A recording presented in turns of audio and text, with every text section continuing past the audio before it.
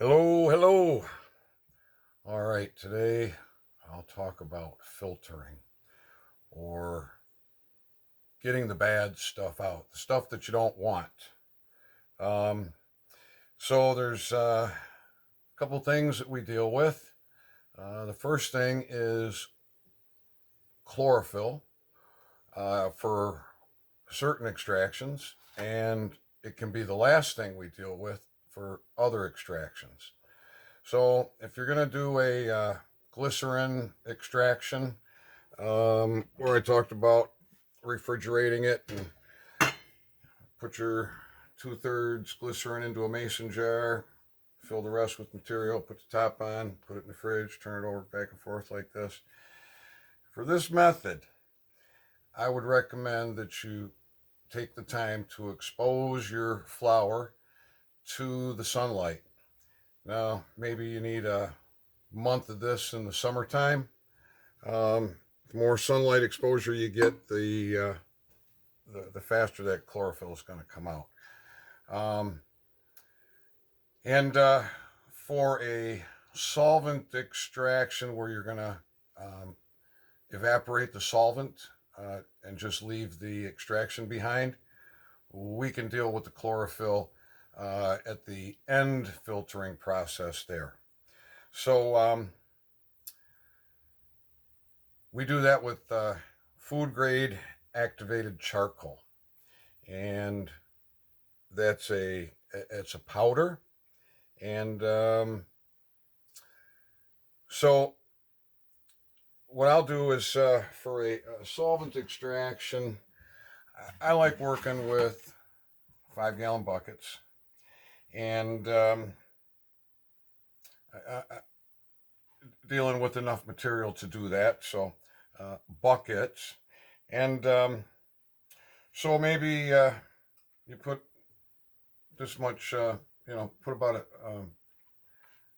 a third of the bucket with isopropyl alcohol, or if you can get it, ethanol, and then put your material in, and you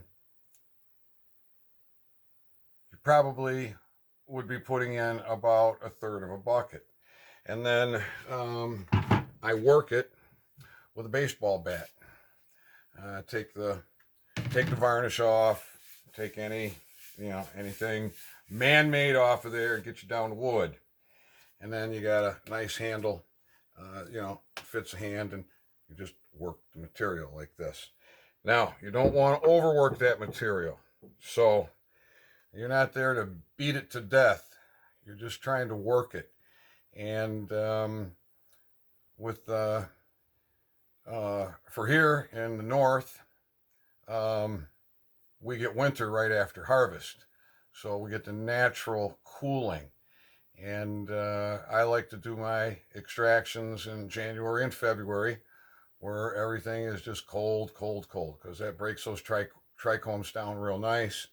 And so when you're doing that when I do that type of extraction, I do it for a week to 10 days, which is not normal. Most everyone's going to tell you maximum 2 to 3 minute wash, but basically you're just stripping off trichomes.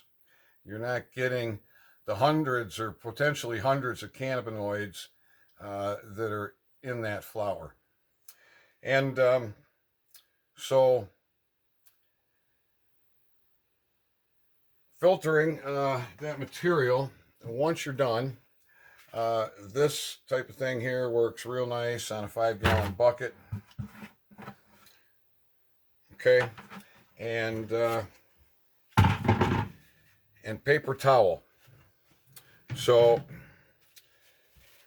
I'll do a double layer, one in like this, and then one in like that. So then you're ready to pour your solvent and your material right into that. Obviously, you want that to be clean. You want all your buckets to be clean, and then I will put that material back with some fresh solvent, and I will continue to work it. So maybe I'll get 3 buckets worth of material into 1 bucket, add some alcohol to it, and work it. Work it over the course of a couple of days, and so you can experiment with that and just see when you stop getting, when you're evaporating it off. See when do you stop getting extraction. So I don't like to leave anything behind, any of the good stuff. So again, it's important not to overwork that material. You can beat it to death, and you don't want to, and you don't need to. You just a little bit of nature, a little bit of time, a little bit of you, and it comes out beautiful. Okay, so what else do I want to talk about with filtering? So we've got natural, mechanical, and chemical. We have 2 natural ways of getting the chlorophyll out. We have many mechanical ways of filtering the material out, and we have a chemical way of getting the chlorophyll out of your extraction, your week to 10-day extraction, because it's going to be green, dark green, and then your extraction is going to be green. But ideally, what you want is your extraction to look like this. You want it to be a golden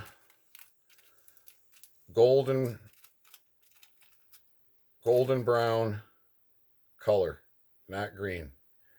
That is beautiful there. And these make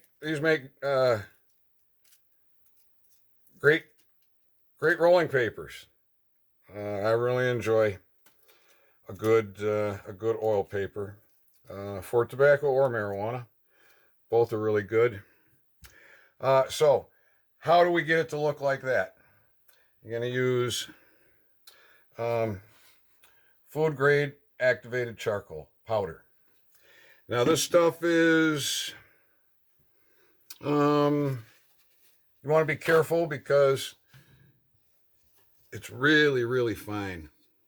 I got just a little bit here on the spoon, and you can see. All right, I'm gonna put that back. You can see this is just, you can see it falling. It'll stain you've got anything white, you're gonna stain it. You can wash it out, but anyways, so I'll work until I have worked enough buckets that I actually have a 5-gallon bucket of solution. So, maybe, we're this much down from the top, a couple inches, pretty much 5 gallons of solution in that bucket. And then I'll start the distilling process, or the evaporation process, where we're evaporating that solvent off and we're just leaving the cannabinoids behind. Now, if you can build a recovery system, that's great, because that alcohol is expensive, and you can recover almost all of it. And I guess I'll end up doing a video on that one all on its own. That deserves a video on its own, I think. So, all right. Then I'll cook that. I will cook that 5-gallon bucket down until I can get it into a half-gallon mason jar with about 2.5 inches of open space. Then take your food grade activated charcoal, and I don't know my spoon sizes. I'm going to say tablespoon, 3 to 4 heaping tablespoons. So heaping, whatever you can hold, it's mounded up this much. That's what you got. 3 to 4 heaping tablespoons is all you need for 5 gallons. that's been cooked down to fit into a half-gallon jar with a little bit of space here. You add that in, you put your top on, and you shake it. And then you just put it down. The next day, pick it up and shake it again. Put it down. Now you're done for 30 days. You let that sit for 30 days. You don't want to disturb it. You want all that charcoal to settle down to the bottom. And it's going to grab all that chlorophyll, and it can pick up other contaminants. So now, 30 days have passed, you're going to go through a decanting process.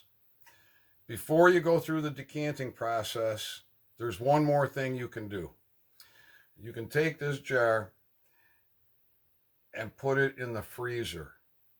So when you move it, don't be herky-jerky and like this. You want to pick it up very gently, and you want to move it very gently because you don't want to be stirring that charcoal up. You don't want to get that charcoal floating up in here because now you're going to be waiting another week or so before you can decant. So you do that very, very carefully and get it into a freezer.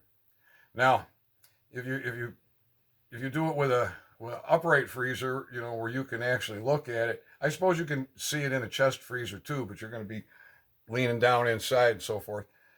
But after about, I want to say 5-6 hours, you go in and take a look at that. And if you're not seeing it, just check it once an hour after that, and you will.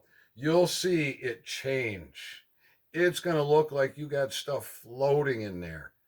It's not, well, it is, but it is settling. What that's doing, it's making the waxes and the lipids fall. And personally, I like those waxes and lipids for some things, and for other things, I don't.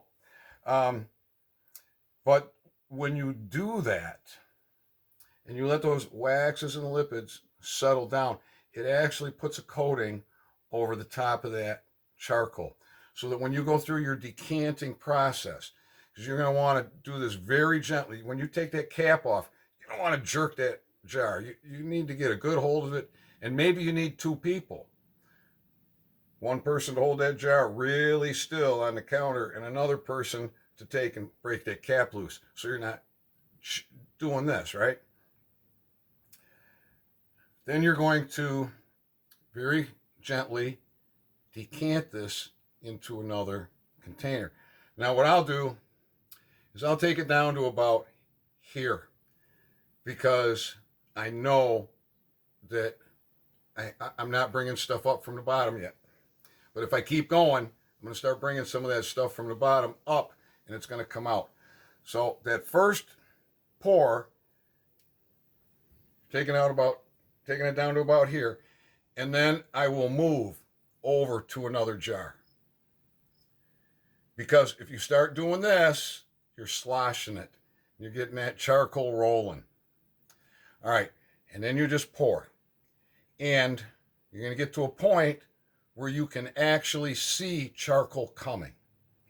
When you see charcoal coming, that's the time to stop, and then go to your third jar.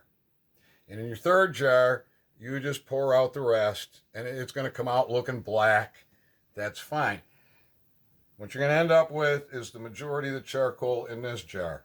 Then you're just going to put some water in it, shake it around, dump it, and then wash your jar out. Then you're done. Now you got a clean jar. Now that charcoal has been through that process of settling, the next time it settles, it will settle much faster. So now we only need to wait about a week. So in a week, you're going to do the same thing. Your first jar is going to be like 99% clean. But when you're pouring that off, even though it looks like all that charcoal's down here on the bottom, you got charcoal residue on the inside of the jar. It's just clung there. So when you're pouring it off, even if you got none coming up from the bottom, you're still going to drag some off of the side of that jar. So now your week has passed. You do another decanting process, and you just do the same thing, and eventually you get down to a small jar like this, and you're gonna decant off until all you've got is nothing but just a little bit of charcoal in your very last jar, and everything in front of that, if you've done it properly, it's going to be clean, and you have removed the chlorophyll.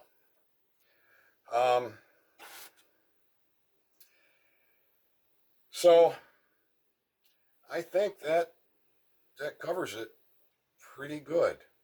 You can put questions in the comments, and please like, share, and subscribe.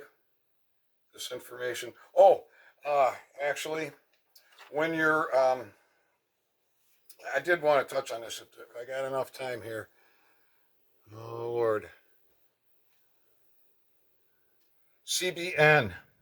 When you're taking that chlorophyll out with sunlight, you are creating some CBN, some degraded cannabis. And if you're doing that with an indica, now you've got some really good sleep medicine. And I think you'll find you have some of your best night's sleep. You wake up feeling very refreshed. And sleeping is when your body is rejuvenating. And when you put rejuvenating properties into your body and you're getting good sleep, you are doing one of the best rejuvenating therapies that I know of. All right. That's all I got for now. Peace out.